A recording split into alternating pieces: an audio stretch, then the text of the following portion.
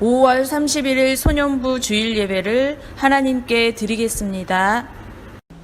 사도신경으로 우리의 믿음을 고백하겠습니다. 시작. 나는 전능하신 아버지 하나님 천지의 창조주를 믿습니다. 나는 그의 유일하신 아들 우리 주 예수 그리스도를 믿습니다. 그는 성령으로 잉태되어 동정녀 마리아에게서 나시고 본디오 빌라도에게 고난을 받아 십자가에 못 박혀 죽으시고 장사된 지 사흘 만에 죽은 자 가운데서 다시 살아나셨으며 하늘에 오르시어 전능하신 아버지 하나님 우편에 앉아 계시다가 거기로부터 살아있는 자와 죽은 자를 심판하러 오십니다. 나는 성령을 믿으며 거룩한 공교회와 성도의 교제와 죄를 용서받는 것과 몸의 부활과 영생을 믿습니다. 아멘. 함께 찬양 드리도록 하겠습니다. 박수치며 찬양합시다.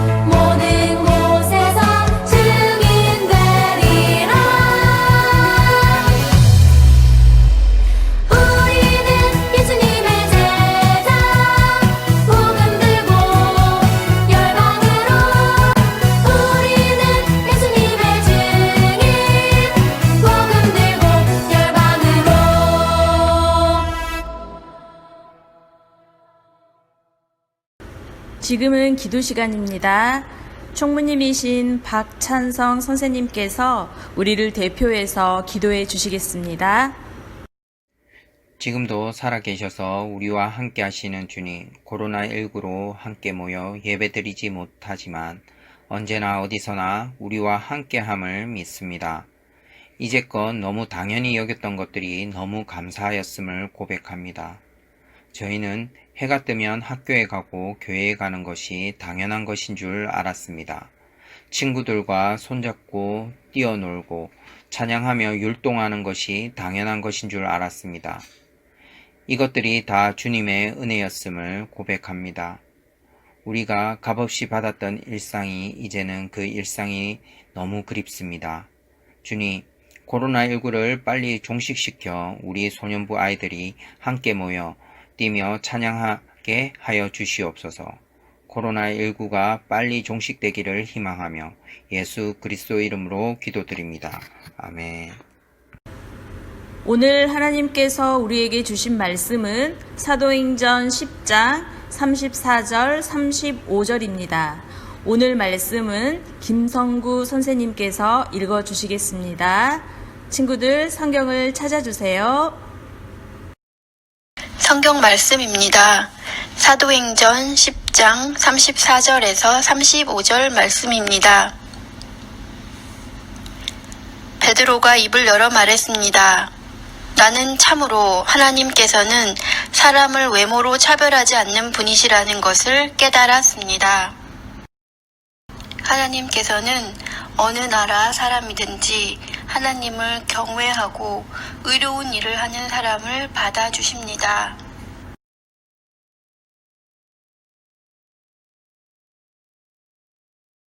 차별하지 않으시는 하나님.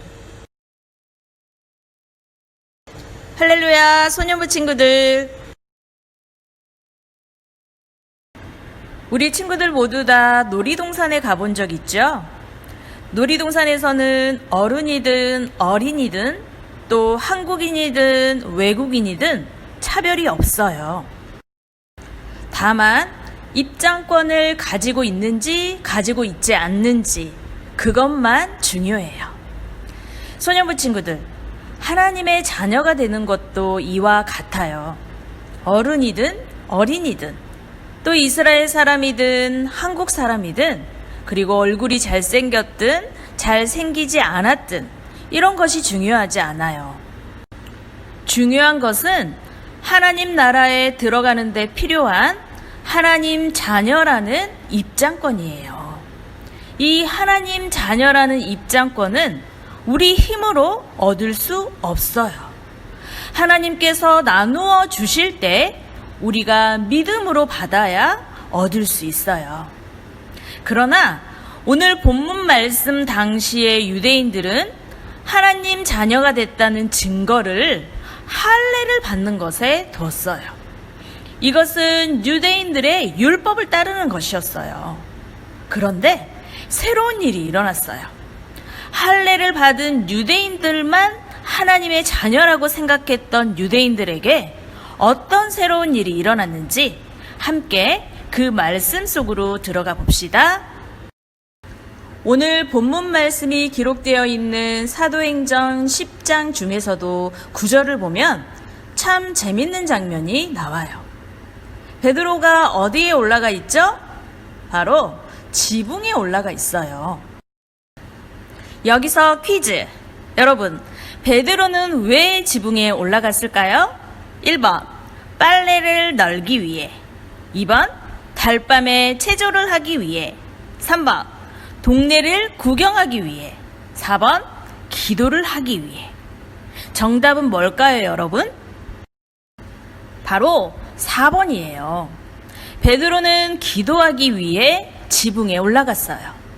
당시 이스라엘의 지붕은 평평하고 혼자 있기 좋은 곳이었기 때문에 사람들은 기도하기 위해 베드로처럼 지붕에 올라가곤 했어요.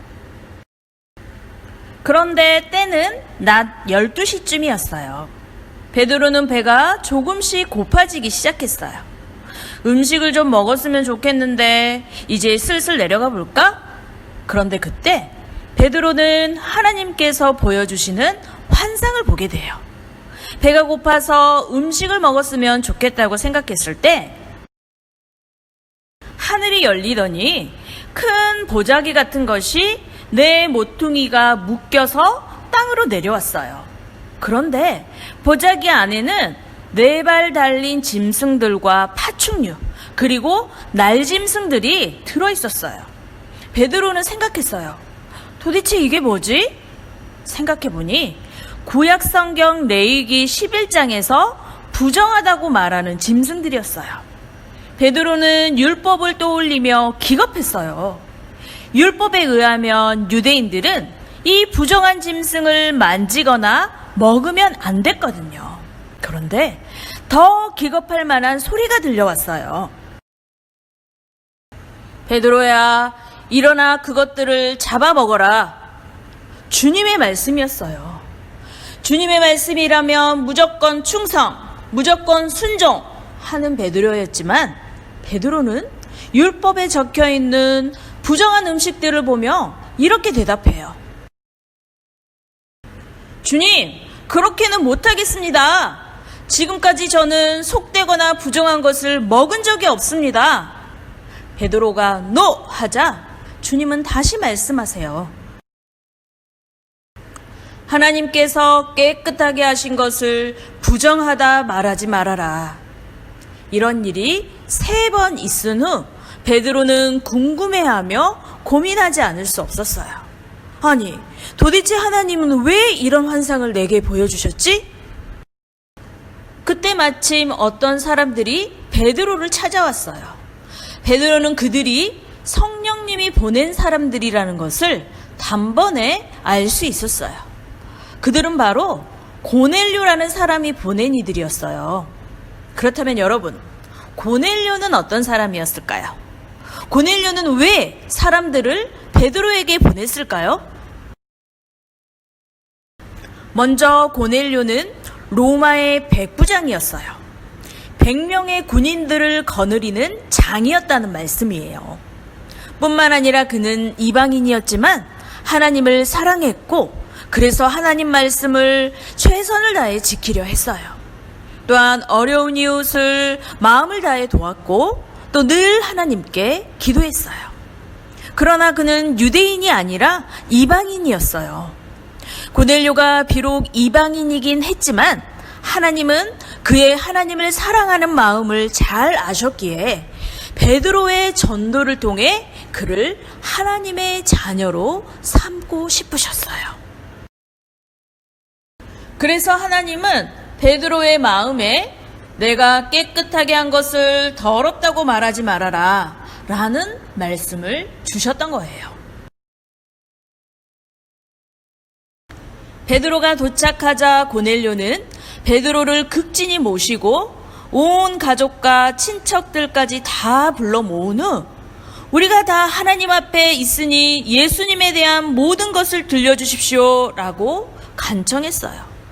베드로는 내가 깨끗하다 한 것을 더럽다 하지 말아라 라는 주님의 말씀을 기억하며 고넬료가 비록 이방인이긴 했지만 성령님의 인도하심 가운데 복음을 전했어요. 예수님이 사람을 구원하시기 위해 십자가에서 죽으셨다는 것, 그리고 3일 만에 부활하신 후 하늘로 승천하셨다는 것, 그래서 이제는 성령으로 우리와 함께 하신다는 복음을 고넬료와 그의 가족들에게 전했어요. 그들이 말씀을 듣고 있을 때 성령이 그들에게 내려왔어요. 주위에 있던 유대인들은 이방인에게도 성령이 임하는 것을 보고 놀랐고요.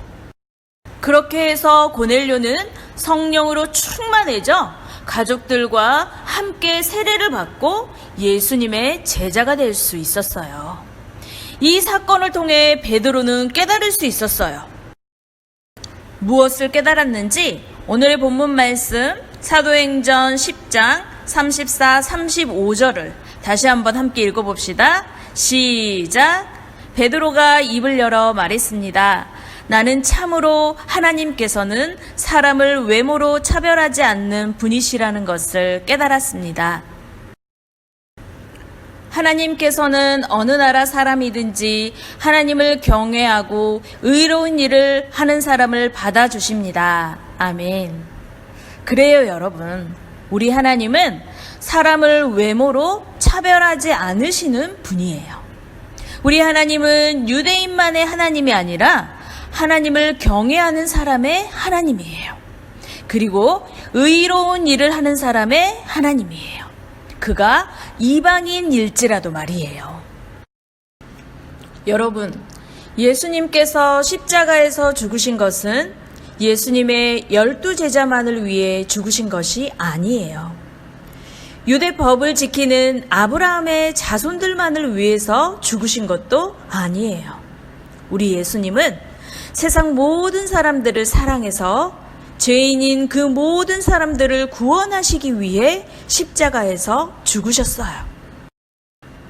그래서 이스라엘에서 태어나지 않은 우리도 예수님과 함께 갈릴리에 있어 본 적도 없는 우리까지도 예수님을 알고 예수님을 믿을 수 있게 됐어요. 그래서 구원을 받아 하나님의 자녀가 됐어요. 그런데 여전히 우리는 베드로와 같은 생각을 가질 때가 많아요. 욕을 너무너무 잘하고 거짓말을 아주 잘하는 친구는 교회에 오면 안 된다고 생각해요. 매일매일 친구를 괴롭히고 때리고 놀리는 친구는 예수님을 믿으면 안 된다고 생각할 때도 있어요. 내가 정말 싫어하는 행동만 골라서 하는 친구는 우리 교회에 안 왔으면 좋겠다고 생각할 때도 있고요. 이것은 사람을 외모로 차별하는 행동이에요. 여러분, 기억하길 바랍니다. 하나님은 사람을 외모로 차별하지 않으세요. 하나님은 베드로의 생각이 바뀌길 원하셨던 것처럼 우리의 잘못된 생각을 바꾸시길 원하세요. 절대 친구하고 싶지 않은 친구들, 놀고 싶지 않은 친구들, 같이 밥 먹고 싶지 않은 친구들 있을지도 모르겠어요. 그런데 하나님은 이렇게 말씀하세요. 그 친구들도 너처럼 예수님 믿기를 원한다. 내가 그 친구들을 사랑한다. 내가 그들을 위해서 십자가에서 죽었다. 이렇게 말이에요. 나와 생각이 다르고 행동도 습관도 먹는 것도 다르고 취미도 좋아하는 것도 모두 다른 친구들도 하나님은 사랑하신다는 사실을 기억하면서 그 친구들에게 다가가 예수님의 사랑을 전하는 우리 소년부 친구들이 다 되길 바랍니다. 기도하겠습니다. 사람을 외모로 차별하지 않으시는 하나님, 우리도 그 하나님을 닮아가길 원합니다.